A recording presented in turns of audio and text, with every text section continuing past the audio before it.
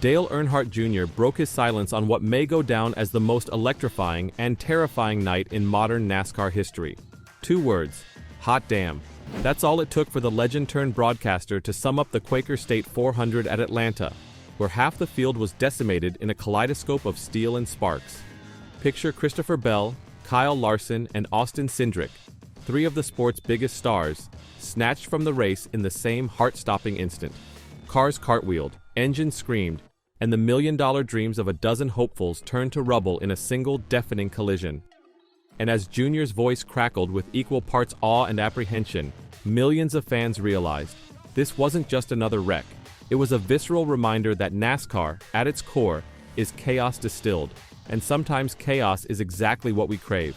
Remember the stakes. This wasn't your grandfather's Sunday cruise. It was the opening salvo of NASCAR's revolutionary in-season challenge, a bracket tournament with $1 million on the line. 32 drivers, single elimination, and no safety net. One mistake, one flick of the bumper, and you were done. Atlanta's reprofiled layout, nicknamed the Echo Park Speedway for its thunderous roar and merciless draft, was tailor-made for pandemonium. High banks, tight packs, and superspeedway aerodynamics turned the field into a pack of predators, fanning out 3 wide under the lights. Every lap felt like a roulette spin. Who'd survive, who'd get swallowed, and who'd emerge the unlikely hero. By lap 47, the suspense was palpable. Every commentator, veteran and rookie, was on edge. Junior's tone tightened as he described the wooden bead tension of the pack, engines humming like fighter jets locked in a trench. Then came the explosion. Kyle Larson's fender hooked into Christopher Bell's quarter panel in turn 4, snapping Bell into a violent spin. Bubba Wallace, with no gap to exploit, T-boned Bell at full speed, sending both cars into a violent pirouette. In the blink of an eye, Austin Cindric's machine launched over the wreck, clipped Ryan Blaney, and smashed into the outside wall. 2 of the tournament favorites, out. Infield care center, instant heartbreak. In that split second, the bracket was upended. Carson Hocevar and Ricky Stenhouse Jr. The 26th and 29th seeds found themselves catapulted into round 2, grinning at fate's cruel irony. Junior's live call was electric. "This is why we love and fear these races," he shouted. His voice trembled as he recounted Bell's car folding into Wallace's, then Cindric's airborne crash. Blaney, dusting himself off, stormed the infield care center like a man fighting invisible demons. "Not again," he growled, nostrils flaring. "This pattern's getting old." Fans erupted online. One tweeted, "This is early 2000s restrictor plate magic, baby. Dive bombs, side drafting, pure pandemonium." Another pleaded, "Drop the balloons, scrap Daytona for July 4th. Atlanta's the new home of chaos."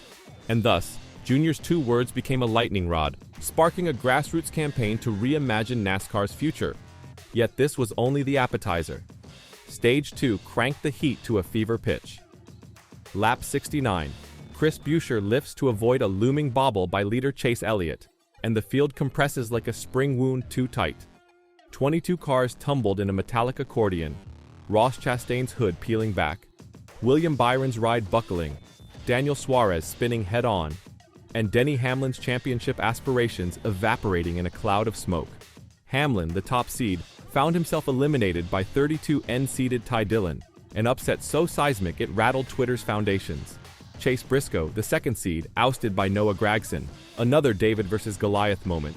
As tires screeched and debris rained, Elliott seized the lead, executing a last-lap pass so daring it felt mythical. When he crossed the line, breaking a 44-race drought at his home track, the grandstands shook with elation. Elliott vaulted the fence, arms outstretched like a conquering hero, while Junior's voice broke with raw wonder. "Unbelievable. This is what we signed up for." When the smoke cleared, Dale Jr. took to social media. "Hot damn," he typed, letting those 2 words carry the weight of 46 lead changes, bracket-shattering upsets, and the roar of 60,000 fans on their feet. NASCAR reactors understood instantly. This was racing in its purest, most merciless form, unpredictable, unforgiving, and utterly enthralling.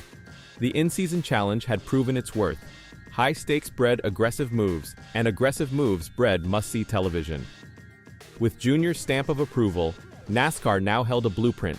Marry superspeedway chaos with tournament drama, and you light the fuse for fan obsession. And yet, as the tourney heads to Chicago next week, one question hangs heavy in the air. Can any track top the inferno that was Atlanta? Did we witness the best race of 2025? Or did we drift into a realm of unnecessary peril? Dale Jr.'s 2 words ignited the debate. Now it's your turn to fan the flames. But the fallout didn't end with those opening salvo wrecks. Social media ignited as fans and drivers alike dissected every angle.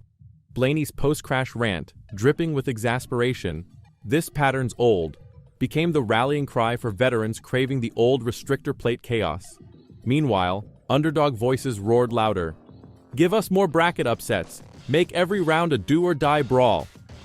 Junior watched it all unfold from the broadcast booth, his analyst's mind racing faster than the cars below. He understood the layered narratives at play: seasoned champions fuming over lost opportunities, bracket dark horses tasting pure euphoria, and a punishing track turning heroes into heartbreakers. Each tweet, each gif of cars folding like accordions, fueled the drama. Hot damn wasn't just a reaction. It was validation for anyone who had ever believed NASCAR needed more carnage to reclaim its lost spark. Perspective shifted when Christopher Bell spoke on his radio after the wreck, voice tense. "I saw Larson's bumper in my wheel, then nothing." He replayed the crash in agonizing slow motion, dissecting the split-second physics that ended his night. And then Austin Cindric, his visor streaked with grime and frustration, admitted, "I'm starting to dread these packs. We're playing Russian roulette at 190 miles per hour." Their candid comments peeled back the glamour and exposed the razor's edge reality. For every moment of glory, there's a crash that can rewrite a career. Yet their pain only amplified the allure. Fans thirsted for high-stakes action, even if it hurt the sport's favorites. Junior keyed into that tension, weaving each driver's gut-punch confession into a broader tapestry of triumph and tragedy. As the bracket advanced, the tournament's pressure cooker only heated up. That Stage 2 inferno, 22-car melee, gave way to an uneasy calm. The remaining 16 drivers regrouped in the garage, some limping on bandaged rides, others untouched but rattled by the carnage. You could see it in their jaws, resolve hardened by near misses, minds spinning scenarios of what-ifs. "If I make it through round 2, Denny Hamlin mused, "I'm going for broke. No more towing the line." Noah Gragson, the surprise victor over Briscoe, flashed a Cheshire grin.